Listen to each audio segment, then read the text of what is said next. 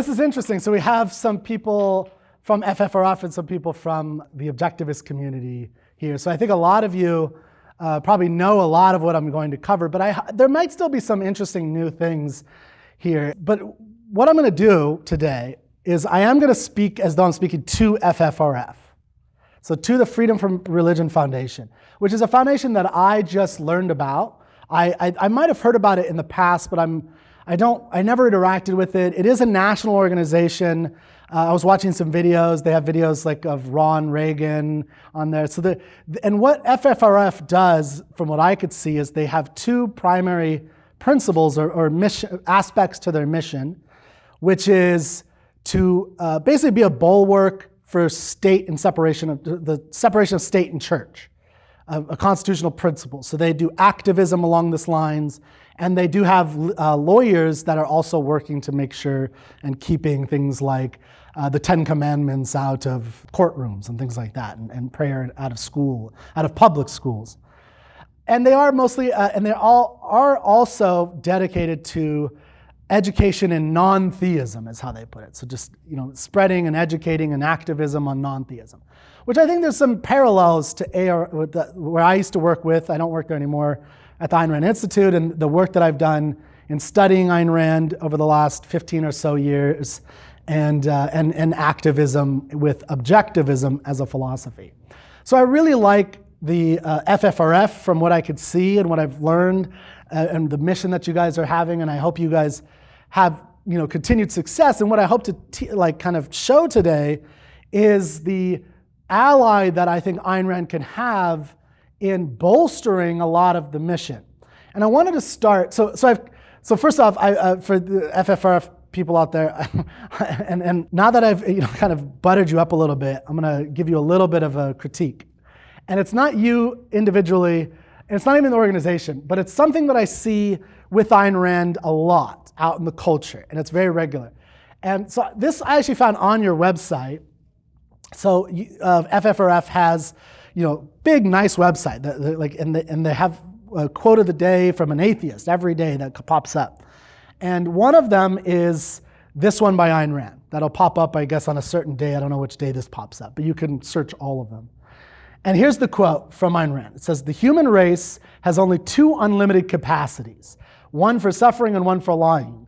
I want to fight religion as the root of all human lying and the only excuse for human suffering." The Journals of Ayn Rand. And now, literature is what I study, what I teach. I teach the canonical works of Western literature, from Homer to Ayn Rand. And interpretation and misinterpretation is a big part of what happens. This, I think, is a good case of how misinterpretation happens all the time. Now, I don't think she would disagree with this necessarily, but what I want to point out is that although this is published in the journals, which happened after her death, decades after she died, a journal is a pre-digested thought. It's not her final product. So her final refined product of what she wanted to say against religion, for atheism, against faith and mysticism, this is not it. This is her. It's like a comedian. If you ever listen to comedians, they complain. If you go to a stand-up mic night and they're working out their routine, sometimes Dave Chappelle will go in the Laugh Factory and he'll have a notebook and he'll work it out and he'll test it out and he'll scratch this out. That's not the same thing as his final Netflix special. It's not a minor thing.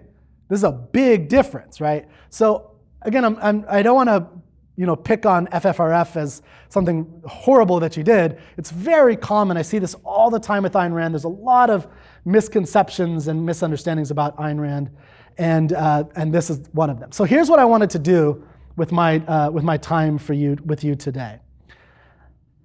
I want to pitch FFRF on some new quotes that you could use for your website. And what I hope will happen, and I'm serious about this.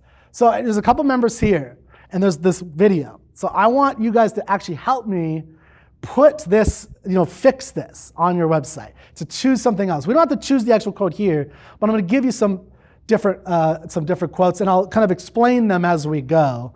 And I think it'll help you understand a little bit more about Ayn Rand and what she really had to say, and how she could be an ally for you and really help you with what you're trying to do. Okay, so the first one we're going to get right into atheism, truth, and epistemology, all the easy, simple questions of things. So this comes from Atlas Shrugged. If devotion to truth is the hallmark of morality, then there is no greater, nobler, more heroic form of devotion than the act of a man who assumes the responsibility of thinking. The alleged, and I think this next part could be the actual quote on your website. The alleged shortcut to knowledge, which is faith, is only a shortcut destroying the mind. Faith is a destroyer of the mind. But what I want to focus today real quick on actually is this first part as well, which is the responsibility of thinking. And what Ayn Rand meant by that, and how she had a certain corpus of work, published work, of actions that she was trying to help people get through. So what I'm going to do is actually kind of give you a little quick autobiography about my road to atheism. And because I was not born an atheist, I was born into a family, probably like a lot of people, that my parents were believers but not church-going people, right? I've met a lot of people like that. I went to church as a kid for fun, once in a while, because I wanted to hang out with my friends. And they gave like these little blueberry pies or something at the end of church service. But I rarely went. It was just an occasional thing. But as I got older, like a lot of people, I started taking it seriously. And also, I was a sophomore in high school when 9/11 happened. And if you remember that time, there was a lot of questions about faith, different religions, Islam, Christianity. Is Islam better or worse than Christianity? Which one's worse? And all these questions. And there was this slew of new atheists and the atheistic revolution. Do you guys remember this? Right? Yeah, I'm sure a lot of people here in FFRF would remember this stuff.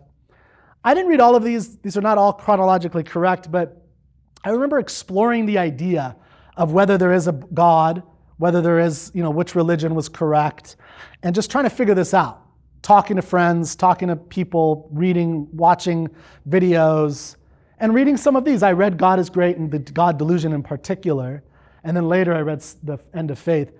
And what they did, just like Life of Brian, and what a lot of them basically did is they gave me a lot of ammunition for how stupid and ridiculous and silly religion and churches and beliefs are. But it didn't convince me fully to be fully certain I'm an atheist, and I don't even think of myself as an atheist. I think of myself as an supernaturalist. I don't believe there's a gremlin in here that's controlling us. I don't believe in anything over nature. Nature is everything in a sense. It's the natural world.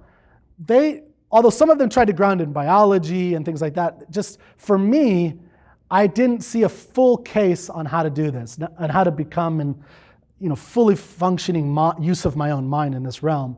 The book that did it was this book. Has anybody ever heard of this book? Okay. Have you read it? Yes.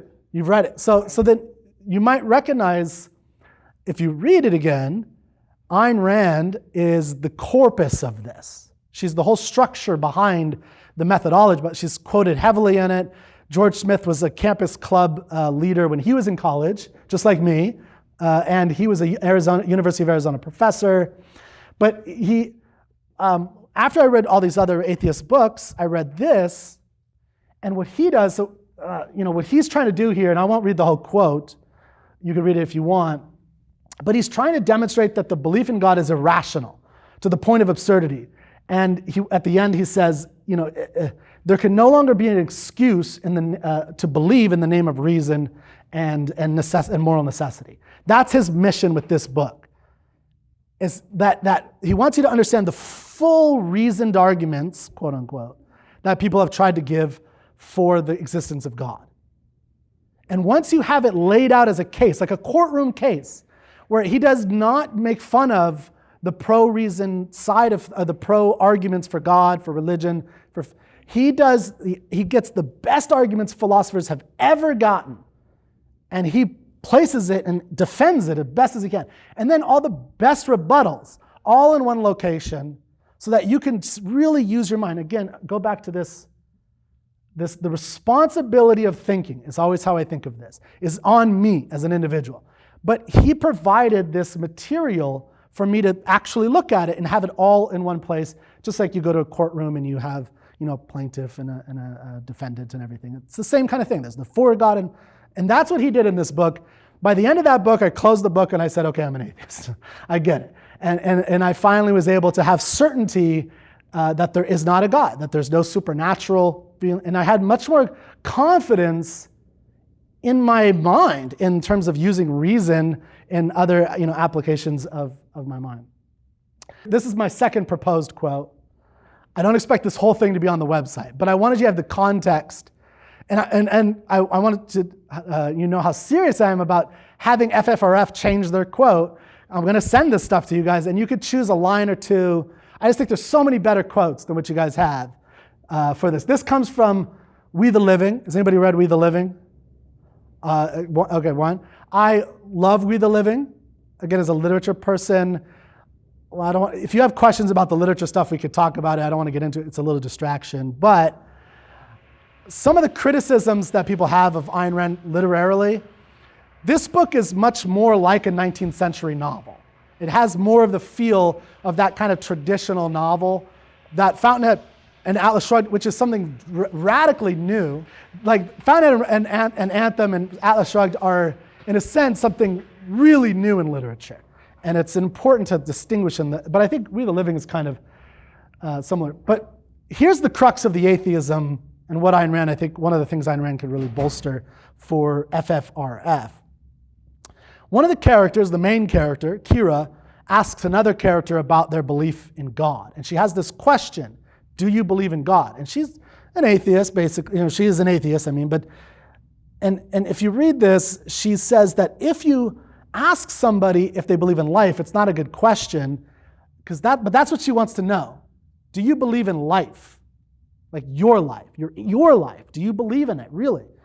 And you can't ask that because it's a bad question, she says. But she says that if you ask them if they believe in God, if they say yes, you know they don't believe in life. If they say yes, they believe in God, then you know they don't actually fully believe in life.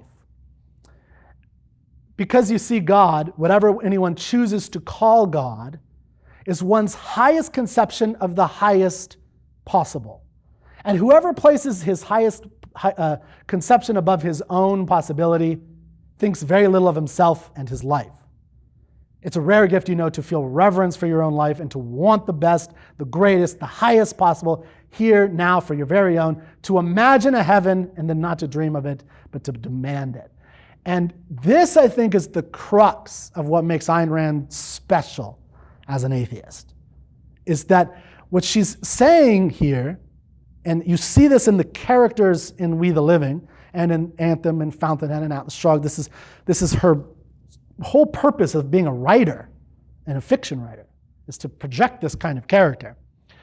What you see here is this reverence in the same way that a religious person feels reverence before the eyes of God and bows and kowtows and bends to Jesus, that feeling, she's saying, is an important feeling. We cannot lose that feeling, but the feeling has to be for your life.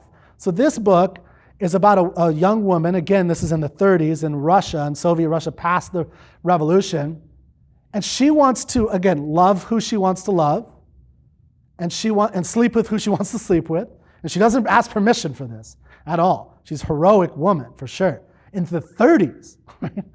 And she wants to build steel bridges. And she wants to pursue a path because she loves it. And when she talks about bridges, she talks about this very romantic, beautiful, sense. And she's living in this airtight, that was the original title that Ayn Rand used for this novel, that the state is continually trapping her in and giving her less actions that she can pursue the things that she wants to in life. And so she wants to live her life.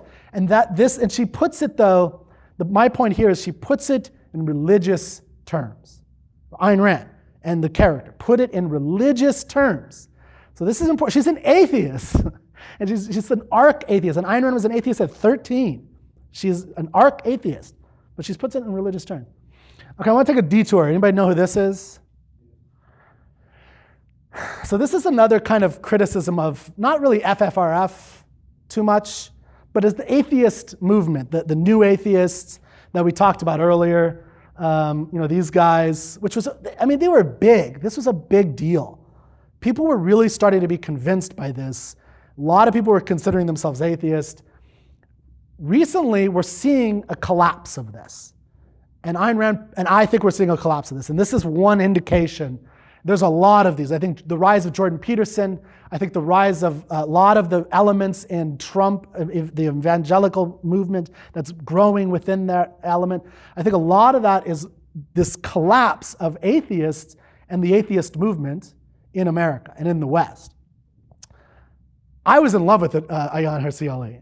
She's a hero, a heroine of the highest order. If you don't know who she is, if you haven't read Infidel, read Infidel.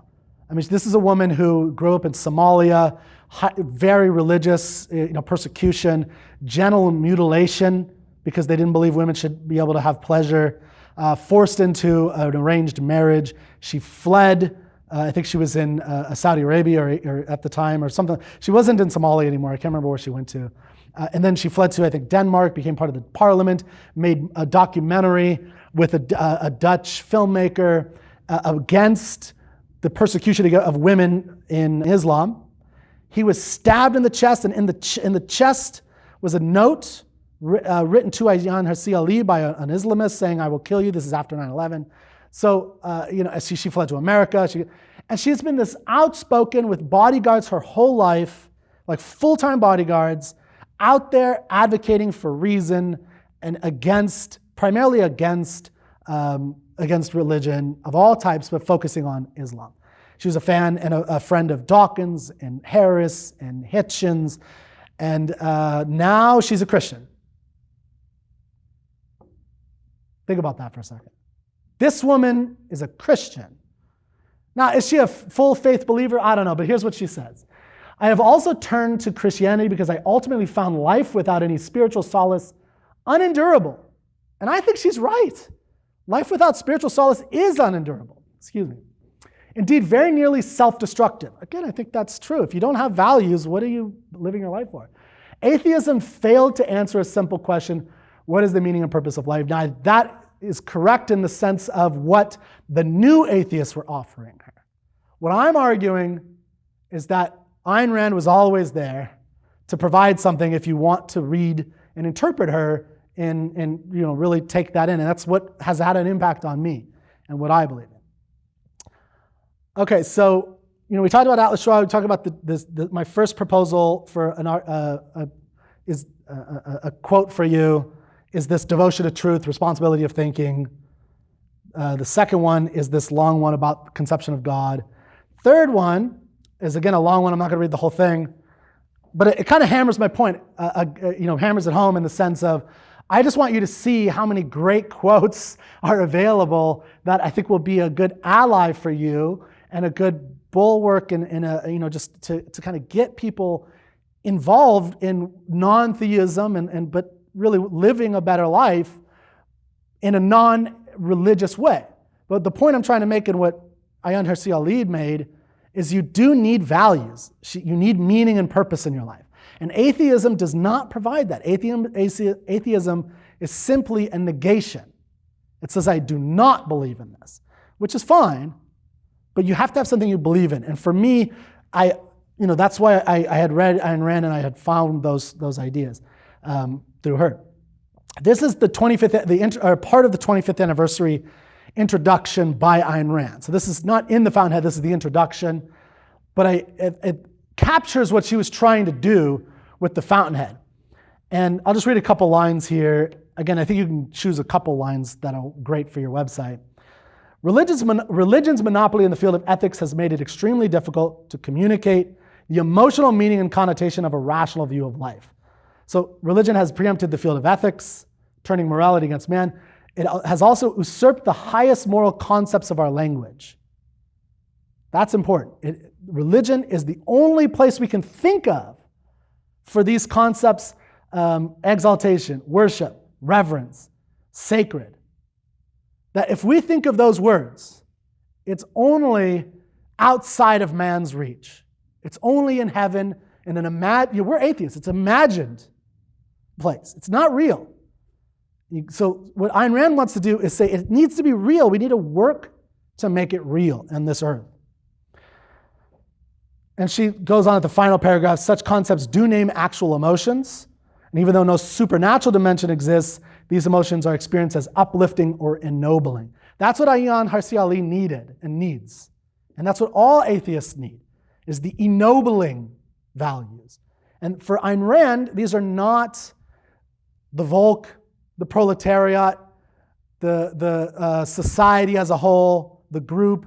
It is your own life, the pursuit of your own life. So Howard Roark is an architect who has a vision for what he wants to create. He doesn't tell anybody that they have to do it. He doesn't force them to do it. He doesn't get a gun or a group or the government to work with him. He goes out and this is my vision. This is what I'm going to do. If you want to work with me by choice, you can. And he tries to build buildings his way. And that's it.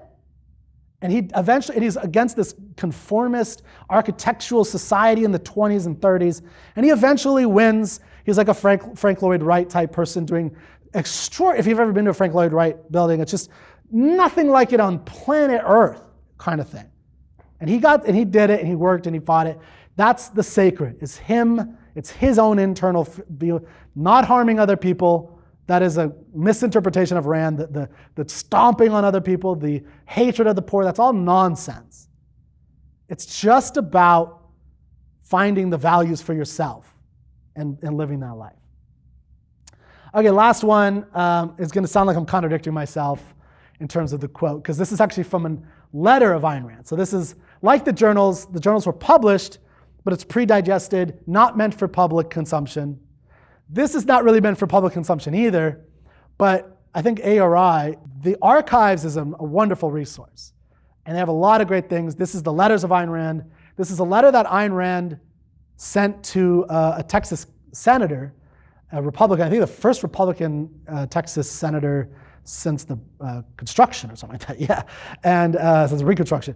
And so he wrote to her. He admired some of the things about her capitalism and views of economics, but he thought she was, her atheism was a problem for him. And this was a constant thing with her, where she was very pro-capitalist, free markets, pro-business, but she was also very atheistic and anti-religious. And she's, did speeches like "Faith and force, the common destroyers of the world." Like this is, she was, and religious people like Rand Paul and people, not Rand Paul as much, but religious right often latches onto her economically, and then they have like a crisis of faith when they realize how atheistic she is. But she's been uncompromising this whole time. Okay, I just want to show. I got this from the archives. I'm not going to read the whole letter, of course.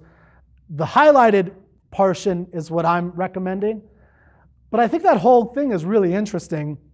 So he is attacking her in a sense, and he's actually, Bruce, the senator, is actually kind of saying, I think we should kind of outlaw atheism because atheism is coming after us religious people now. And, so Ayn Rand, you might think that she'd be more fiery than this. I think it's interesting that she's not as fiery as you might think. But she says, in accordance with the principles of American capitalism, I recognize your right in holding any beliefs you choose, and on the same grounds, you have to recognize my rights to hold what I choose, the freedom of consciousness.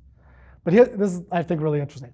I am an intransigent atheist. Uncompromising is what intransigent means. I am an uncompromising atheist, though not a militant one. This means that I am not fighting against religion. I am fighting for reason. And this, again, just want to give you that whole, bring it all home in terms of what I'm trying to get across to you. And to FFRF, and to choose something about how Ayn Rand can help bolster FFRF in the sense of having something for, if you're going to advocate for non-theism, which I do, atheism, the case against God, I love everything you guys are doing. It's important to have a bulwark of state and church, between state and church, all that's critical, but having something to believe in is a necessity. It's not an option. You will always collapse. So for instance, here's one thing as a side thing. I think this is essentially the end, and we could talk about questions, but if you do have any. But I was noticing from the website there was a view that there are less Christians and a drop from the FFRF website. I saw some videos indicating a belief that there's kind of a drop in Christianity and a rise in atheism. And I think I don't agree with that. I think the trend is actually going the other direction now. And the knob is starting to slowly switch. We're getting natalist movement, trad movement. We're getting nationalism, and and these are not minor fringe movements. These are long-standing movements that are growing and growing. And it's true that it doesn't quite look like it used to. I think with Daily Wire, I think there's all these things that are getting lots of young people going to church, for the social reasons because they're all burned out. I think what FFRF might be doing, which is a lot of atheist organizations probably do, is they look at young people and they extrapolate data that's probably not accurate over the course of a person's life. So Ayaan Hirsi Ali is one of the example of that. So yes, if you ask a group of 18 to 24-year-old kids, they're rebellious, they're trying stuff out, so they'll probably say they're atheist. But by 35, 40, they can't stay that way. You have to have values. So what will happen over time, and I'm seeing this with just the young men and young women are just becoming less and less happy. There's a misery out there. There's a real misery with people. They're lonelier than ever. There's article after article after article in the New York Times and Atlantic and everywhere talking, and every podcaster is talking about the absolute misery of young people and unmarried people and I think religion is offering them answers. The rise of Jordan Peterson is a great example. Right? He is bringing people to a new kind of religion, essentially. And it's massively popular. So I just think what we need and what I hope you guys, because you have an organization, can start helping with giving people something else. And I think Ayn Rand is at least something to think about. I don't ever advocate like you should believe it because I believe it, or that Ayn Rand believed it, but because. So that's my pitch to you. I have couple of these, and I am serious. I'm going to send these to you. I hope you guys like one of them, and you will use one of them for your website. At the very least, you guys have reach throughout the country. I think you have thousands of members across the country. They see this stuff. It's important. So even if you don't agree with Ayn Rand, that's okay. She has something to say, so at least check her out. And yeah, don't use the journals. I love the journals, but okay. So if you have questions, yeah. Oh, okay. Before I get to her, she's a Muslim, atheist, now Christian. Mm-hmm. She's only got to go to Judaism for the big four. True. And pretty soon she'll be a Hindu. I mean, so it's hard for me to put these psychological things on someone that I don't know. I've read a lot of her work. She's really intelligent. She's thoughtful. She thinks about Islam as a religion. So, I don't think it's quite fair to even say she was a Muslim. She was born and pressured and pushed into a world that's only Muslim. I mean, it's just like anybody who heroically gets themselves out of these situations. It's the getting out of that's important. And she was an atheist her whole life. And it's not even the same thing as like someone who's born Presbyterian or whatever in America, where they could just go down the street and there's like this. We're talking Middle East. We're talking Somalia, Egypt, Saudi Arabia. I mean, there's just nowhere to go. She had to come up with this stuff on her own, smuggling in little ideas from out in the West to get some. I mean, this is truly heroic what she did, in my opinion. And she is really intelligent. Dutch Parliament, documentarian, essayist, writer, great public speaker, debater. I mean, she is a highly intelligent person. She's thought about these issues. She's married to, I think, another very smart person, Neil Ferguson, who I don't agree with on a lot of stuff, but he's very smart. You can't deny their intelligence. That's the issue. I don't think she came to this decision lightly. But and here's another thing. So Richard Dawkins, he's defended Jesus on multiple occasions. Like, he thinks Jesus was an atheist. Like, he has the whole thing on this. He has, it's kind of joking, but I think he means it. He has a shirt. I think I even have, well, I don't know, whatever. I have it on there on my computer somewhere. He has a shirt that's like "Atheist for Jesus," right? And this I think is a broader point about, this belief system. Having something to believe in is important. what most people fall back on if you don't have another set of moral ethical framework, which Ayn Rand does provide throughout her whole corpus of work. We didn't get into so much of Ayn Rand. Is they'll fall back into the only ethical framework there is, which is religion. And in fact, I would argue very vehemently that most secular atheistic belief systems that are, so for instance, what they think of as like communism, social, they're just religious viewpoints ported over, and just instead of God as the concept, they just change the name to proletariat, to the Volk, to whatever. And you'll notice it's the same system. You'll have a Napoleon, you'll have a leader, a Stalin, a Mussolini, a Hitler. You have someone who's the interpreter, a Lenin. There's a lot of similarities to church and religion in these quote-unquote secular atheist things. Ayn Rand is offering something completely different, where there's none of that. And I'm not arguing that you should believe her or not. I'm arguing that you should, as a non-theist promoting organization, just put her up there as one important factor. And I think you should probably read a little bit of her too, which some of you have. Okay, any other questions? I think we're running out of time. We have a little bit of time. Yeah. The organization does very, I think, very valuable work keeping the Ten Commandments out of public schools, those kinds of things. Church and state, keeping the wall there.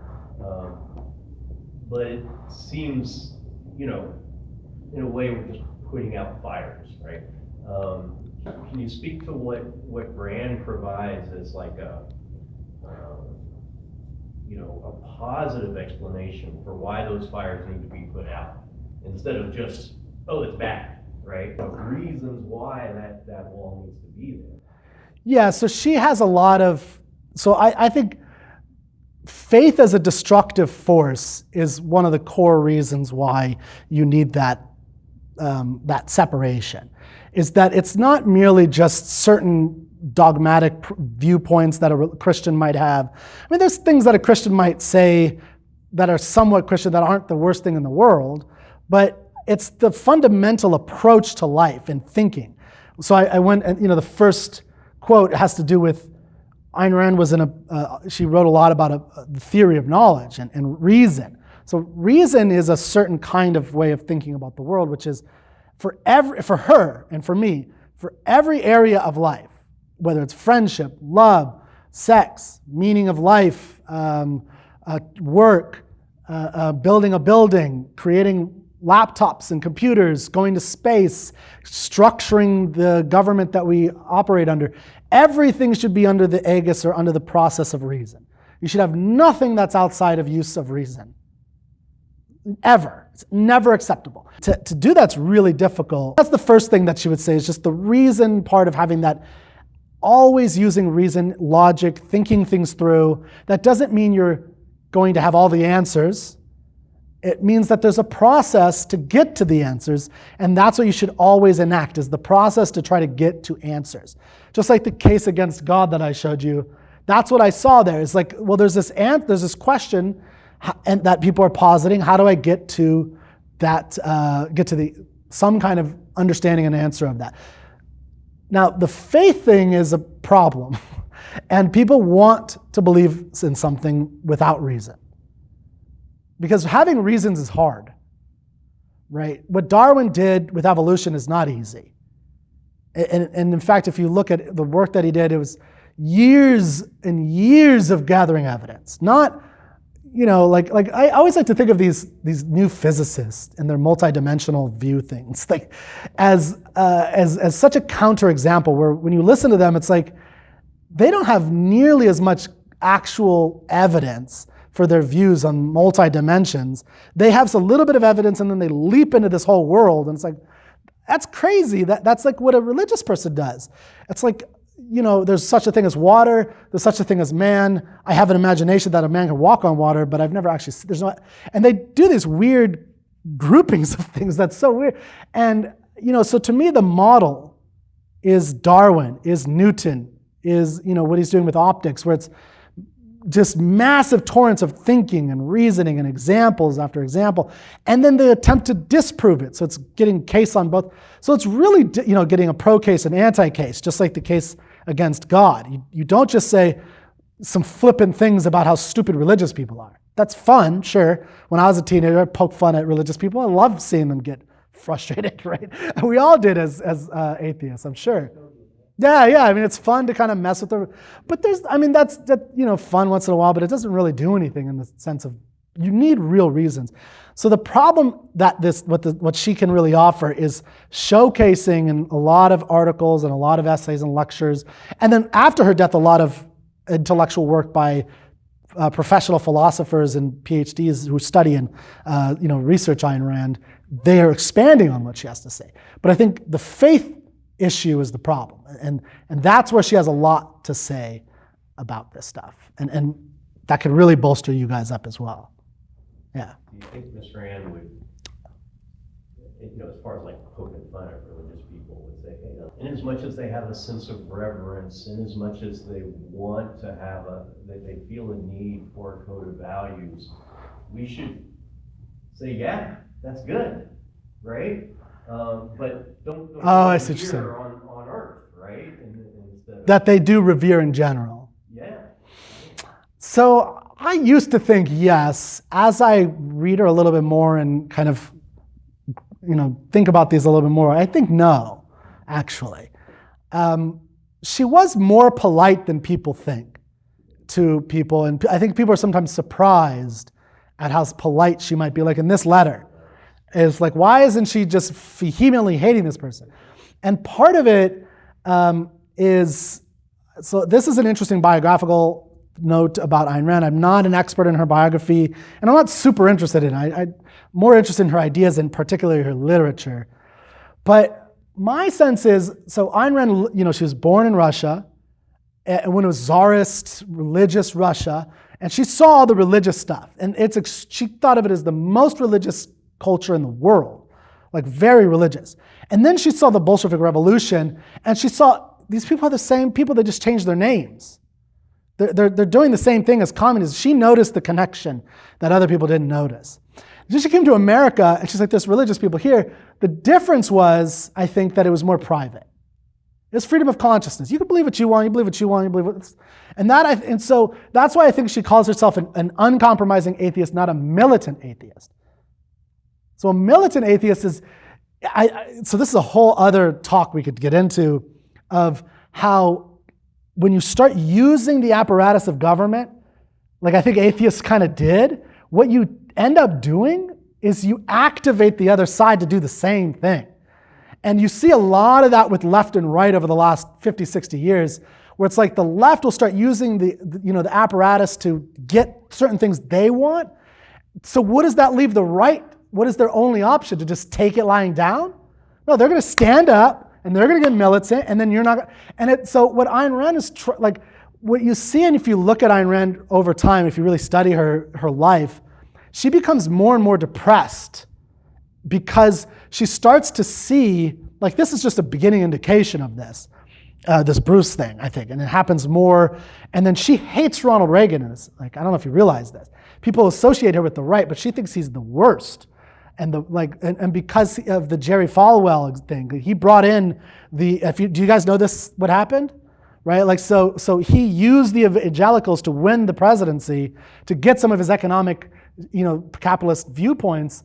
But by inviting this thing in there, he's done what I think the damage that we're seeing today.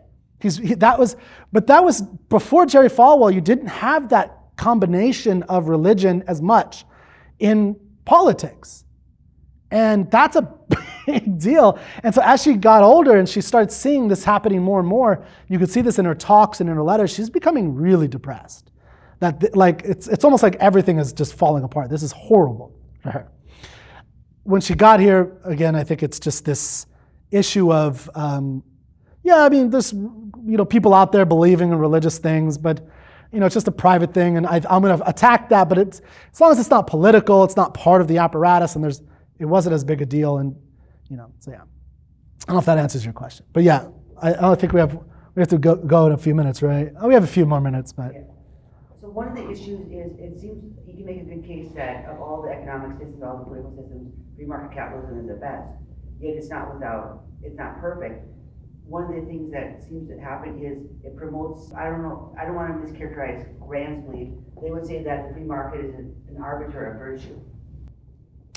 The free market is an arbiter of virtue? Or that's what some people would say? Yes, would that be how Rand would describe it? I think it's the only place where you can be virtuous in her view. Like, go ahead. Yeah, the problem is there are things that are profitable yet they're not virtuous. Such as? Like, for example, the book 50 Shades of Grey. Okay, so it's profitable, but it's not virtuous. The 50 Shades of Grey, which I've read, by the way. It's not high art by any means. So whatever our individual opinions are, there are things that are profitable that we wouldn't think that would be virtuous. Well, so I would definitely agree that there are things that you should be able to do politically and your individual rights that I wouldn't encourage you to do morally. I don't think they'd be good. I think you should be able to be a palm reader if you want and charge people money. I think it's a fraud. I think astrology is a fraud. Now, if it's at a carnival and it's like a fun little thing, all right, whatever. But I saw one in Austin, like in an actual building. I'm like, this is like people are actually going to palm readings, and I'm just this. So, do I think you should outlaw that? No. Not outlaw. The problem with capitalism is, like some people say, Justin Bieber. It makes someone like him rich, where he's not. Yeah, so I do think that if you have, I also think in another system you have people bolstered up that you may not agree with either. And I don't know that that's necessarily true of any particular, system. The fact that certain people will be able to rise up and attain something and you don't like them, I think that is going to happen in any system. And yes, it will happen in capitalism. There are definitely people that are very popular podcasters and who make a lot of money. I don't really like them. I think I should be more popular than them. But the issue is the using of political force to stop that thing. Okay. So to me, the way to solve that is not to use the machinations of force. It's for us to get together and start a podcast and do something and try to offer better alternatives. Now, are there going to be times when it's just like this is the mainstream? Yeah, I think there are going to be things that are mainstream that are bad. I think a lot of the mainstream that are bad is actually moving us into statism. And I think that's immoral, not just morally, but politically immoral. Like it's just bad and politically bad in so many cases. And it is, to some degree, there's been a kind of, because we've allowed it to happen in capitalism, it's happening in this negative case. I do not believe the answer to that is, again, to use the apparatus of the force of the government to beat them down. Because the question, again, we kind of talked about this earlier with the right and left. Once you do that, even if you're right, even if you're on the side of morality for real, like you got Ayn Rand's morality, it's the right one, you beat that guy over the club, now the club exists. That's the problem. And that's Ayn Rand's political view in a sense. The club is, you don't want that club to exist in the realm of state church, and in her view, economics and state. Like there needed to be a separation basically in our individual lives. We should be able to pursue our lives the way we want as long as we're not infringing on other people's rights and lives. That was her viewpoint. But yeah, there's going to be stuff that happens in a capitalist society that you don't like, I don't like, and But we don't have to pay for it. you don't have to pay for it. Yes. Yeah, I think that is really important too. Is, I am a big advocate of education. I believe every child of any race, gender, religion, I don't care where they come from, they should all be fully educated, get a great education, the pinnacle of education. I don't think the government should have anything to do with that. No funding of it, nothing. But I still want that thing. I think the education of every child, of whatever wherever they come from, I don't care. Foreign as well, by the way. If they come here, I educate them. I want everyone educated. I don't think the government should pay for it. Because that's us paying for it, it's taking money from you. You should voluntarily do it. So yeah, I don't know if that answered your question, but thank you, Annie. That's a good point. Yeah. All right. Oh, one more? Okay, so all right. So the issue what I want to address there is not a specific thing about Paul Ryan. Rand Paul, libertarianism, all these types of things. There's all kinds of things that are attributed to Ayn Rand that I don't think are fair to be attributed to Ayn Rand, for one. There's individual actions of people who like Ayn Rand in some regard, and they do whatever they want. For me, the issue, again, I'm a literature person. So for me, it's about your individual interpretation of Ayn Rand, how you do it. I don't really, people are going to use all kinds of ideas to get the things that they want, for better or for worse. That's just the way life is, and that's fine. So I think that kind of thing happens. What I'm trying to argue, and I understand if someone, and I've seen this too as an objectivist, where I meet objectivists. I worked at ARI, and I met thousands of objectivists at ARI, and through my activism, and libertarians and Republicans, like all kinds of people talking about Ayn Rand. And the kind of everyone's just to me the issue is, well, I'll just put it like this: I think everyone has to come to their own conclusions. Try to judge Ayn Rand on Ayn Rand, not on what Rand Paul or Ryan, because political differences are going to be challenging. We could have a separate conversation, forgetting Ayn Rand, looking at Rand Paul, Ryan, like all these guys, all these libertarians, and Donald Trump. We could have a whole political conversation about Trump and Biden and all these politicians, and I think that's an important conversation to have. I try to separate that from objectivism, and part of what I was trying to say about this religious right, Ayn Rand's hatred of Ronald Reagan, was to kind of indicate that Rand tends to get clumped in with the right. And she was vehemently anti-right in a lot. Or at least she was a critic of the right as well as the left. She wrote great articles against the left, and at the time, the rise of, it was a different term back then, but of environmentalism. She was writing about it while they were just getting started. She was talking environmentalism, multiculturalism, as well as religion and certain statist tendencies and tyrannical tendencies. Like, she did all that. So she's not looking at these narrow political things. Politics we get all very passionate about, and I get it, because it's our lives, and you should get passionate about it. And I think it's an important conversation to have. Part of what I wanted to do here was kind of, I think this happens a lot, where there's this misunderstanding and misattribution of Ayn Rand's actual ideas. And there's a lot of stuff out there, a lot of people doing work in her field, so don't have a bad taste in your mouth because of someone you don't like. But thank you, FFRF, for having me.